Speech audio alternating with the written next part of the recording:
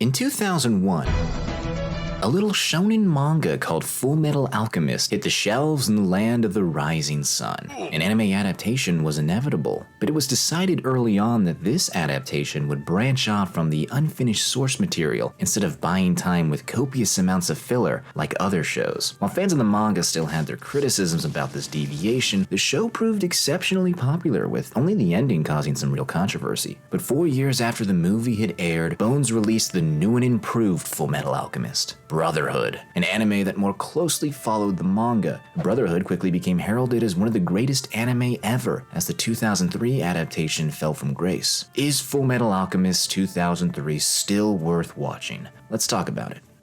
Edward Elric and his brother Alphonse did a little sinning against God, which caused them to lose parts of their bodies. They performed an alchemic ritual, a human transmutation, in an effort to resurrect their deceased mother. As a result, Ed loses his arm and leg, while Al loses everything except his soul thanks to his brother. Naturally, the two weren't thrilled with the outcome, so they went on an unexpected journey to get their bodies back. They travel city to city looking for the mythical Philosopher's Stone, an alchemic legend that seemed like the best and only real bet for fixing all of their problems. Besides alchemic myths, whispers of conspiracy and murder ride the wind. The ambitious flame alchemist, Roy Mustang, uses Ed and Al's situation to help with his own military aspirations. All the while, a scarred man launches a crusade against all state alchemists as revenge for the destruction of his people. And behind closed doors, an elusive cabal of artificial humans guide all parties involved according to the whim of their mysterious master. I know this show is about to be 20 years old, but I also know that at least one of you has not seen it yet, so you know what? I'm gonna keep this thing spoiler-free. Like I just said, this show's kind of old. I, for one, am a lover of all eras of anime, so the aged appearance of 2003 doesn't bother me in the slightest. In fact, I'd say it still holds up rather well. Some of the fights are a tad stiff, and the backgrounds don't have too much going on, but the visuals have a certain style to them that even Brotherhood fails to replicate. The colors on the characters really pop, and the music goes back and forth between groovy tunes and heart-wrenching melodies. This is still Studio Bones, by the way, and you can definitely tell during the action scenes. The animation keeps getting better and better with every episode too. When you finally reach the movie, it gets to a whole new level of quality. Does the series have its flaws?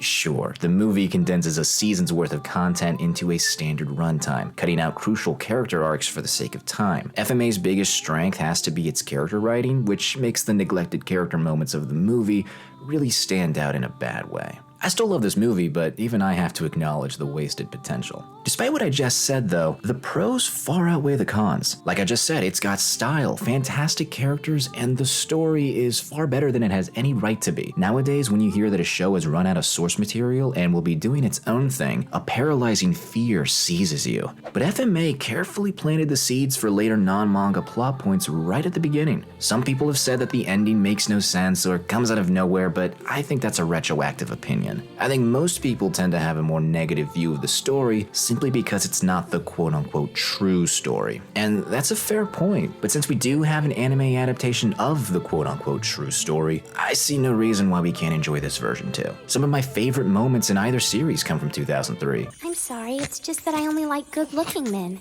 If you're not already convinced to give this show a chance, let me entice you further by briefly describing just a couple of its best characters. Edward Elric presents himself as a cynical know-it-all whose genius is challenged only by his alchemic prowess. He struts around episode 1 explaining the unexplainable in a condescendingly and unnecessarily antagonistic manner. I'll forgive you for confusing Ed with one of the best and brightest off r/atheism. I made the same mistake once too. But Ed frequently shows moments of hope and faith, which would go against his supposed cynical nature. The guy is a paradox. He hates his father, but grows his hair out to look like him. He despises the military, but joins right up with them. He talks like a non-believer, but wears a cross on his back, not to mention his acknowledgement of the human soul. His state alchemist name reflects his confusing character. Originally, I thought the Fuhrer gave him the name Full Metal as a kind of joke. His brother Al fits the description far more than Ed, and I just assumed Bradley knew the two would always be together. But Ed's name is so much more than a comedic gag. It's the biggest insight insight we have into his character. He's stubborn, almost to a fault, with conviction as strong as metal. And despite all that's happened to him, he's resilient and courageous, never missing an opportunity to prove his mettle. Or maybe, and bear with me on this one, boys, he's an intelligent fool who loves to meddle in things far over his head. Alchemy has one fundamental law. To obtain something of equal value must be given. Ed wanted a member of his family back, so he had to give up another one. But the life of a 10-year-old boy doesn't equal a 30-year-old woman and all of her experiences, so he lost his leg too. That way, he could never pick himself up and move forward.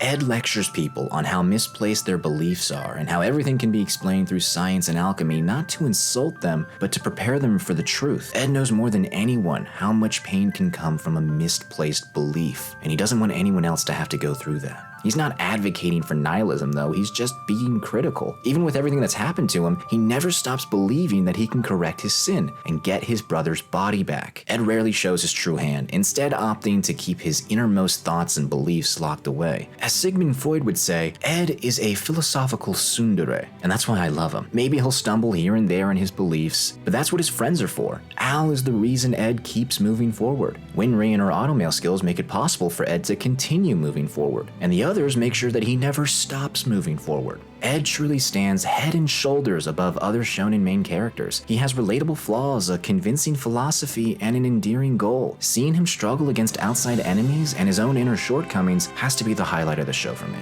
But of course, Ed's not the only character I love. Roy Mustang, particularly this version of the character, checks off all the right boxes for me. He's got the cool powers, he's got the big sad, he's got the ladies hanging on his every word. Fellas, I know I said this last time, but he's literally me. He doesn't even have sex this time. Mustang's hope to one day rid the nation of its corrupted leadership to atone for his own sins makes for a compelling story in its own right. Like Ed, the guy hardly reveals his true feelings. You want to believe he's one of the good guys, but at the end of the day, he's still a dog for the military. Considering what he's done in the past and what he might have to do in the future to achieve his goal, it's debatable if his cure would be much better than the poison. He frequently uses people as a means to an end, but he also seems to think of his own as more than comrades. Does Mustang have a line he won't cross, or will he do whatever it takes to succeed? The show perfectly balances the darker aspects of his character with his lighter side shining through all the funny interactions he has with the boys. The fiery passion of the Flame Alchemist would have long burned out without their essential support. I could go on and on about all of these characters, but I got things to do. Lightning round. Major Armstrong has my ideal physique. Winry is genuinely abusive. Havoc is a mood. Izumi is a terrible teacher, but I'd still go to class. Envy is a gamer. The fake Elric should have had more play. Riza Hawkeye is a cutie who can do the shooty, and I literally tried to copy Mace Hughes' look throughout my time in college. Okay, all of that sounds great, but why this version over Brotherhood? Is it better or something? No.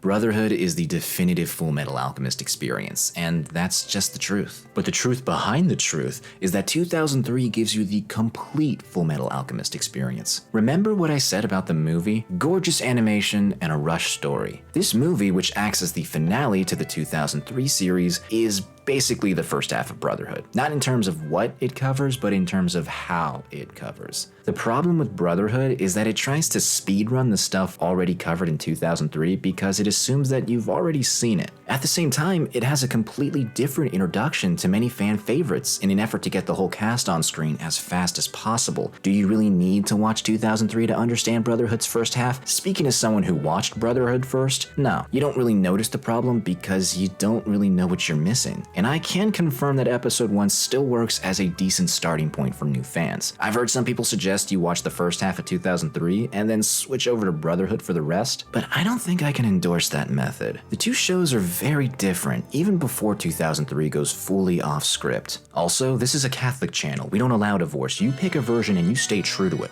So why bother with 2003? Like I said, if you want the complete experience, you need to watch all the things Brotherhood skipped over, like the amazing train episode that does so much for Roy Mustang's character and gives you an amazing introduction to the Chad Mays Hughes. Plus, the Shao Tucker arc is given the proper amount of time it deserves. The other reason is that, and I'll probably get some flack for saying this, but here it is anyway, 2003 has more interesting characters. This version lacks the enormous cast of Brotherhood, but that allows it to really dive deep into the minds of Edward, Alphonse, and Mustang. All of them are pushed to their limits and forced to make decisions that stick with them for the rest of the series. 2003 is darker darker and more introspective. Full disclosure, I'm a sucker for a good tragedy, so that may be guiding my opinion on the matter. Brotherhood just plays it a little too safe sometimes, whereas 2003 isn't afraid to get its hands dirty. Besides the tonal difference, a lot of the side characters get more screen time here. Even though 2003 is shorter and has a couple of filler episodes scattered about, it still finds a way to make characters memorable. And because of how different the two stories are, some characters that don't do much in Brotherhood have way more play in 2003. Everyone seems to think Brotherhood is all that. 2003 doesn't follow the manga, so who cares? You want to prop Brotherhood up? Fine. But I'm tired of people putting down the OG.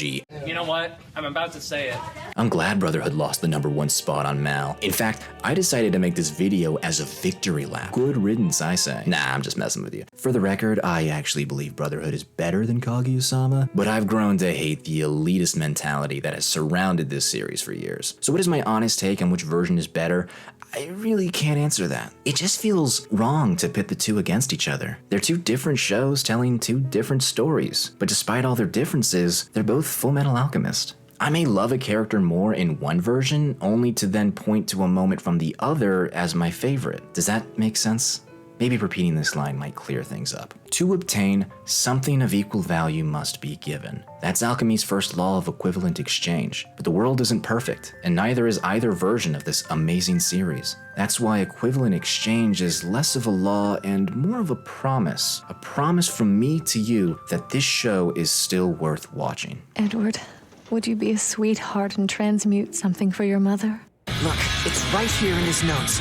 I don't understand it all, but he's written something about human transmutations. Alchemy is not some magic end-all answer. I'm gonna visit that man Mustang. What do you think? Become a state alchemist. I guess it doesn't matter what we do. You realize what'll happen if the state learns about your human transmutation. We'll never be the ones in control. Congrats, you're a dog of the military now. There's something wrong with me. Do you hate me for all that's happened? People will question your motives. We've gone through way too much not to make it worth something now. We'll keep on moving until we get our bodies. Is this what you want? Sounds like you saw something pretty awful, huh? What do you mean, Dad? Don't be stupid, Al!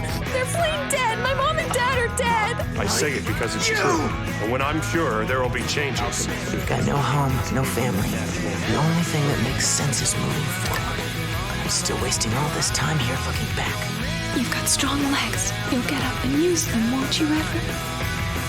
So what's next? Should you watch this version first and then Brotherhood, or just skip straight to Brotherhood and then come back to the original if you still want more? You're gonna have to make that choice for yourself, big guy. Granted, I have no idea where you can legally watch the 2003 version, so maybe that narrows things down for you. Whichever one you choose, you won't regret it. Unless you regret it, in which case, come back here and tell me how wrong I was. Hey, comments boost engagement, you'll be doing me a favor. On a more serious note, tell me what your thoughts are on Fullmetal Alchemist. Which version do you prefer? What are your favorite moments in either series? You more of a dub kind of guy or a sub kind of guy? Let me know, and until next time, Ave Maria, Deus Volt, and which one's better, brown rose or white rose?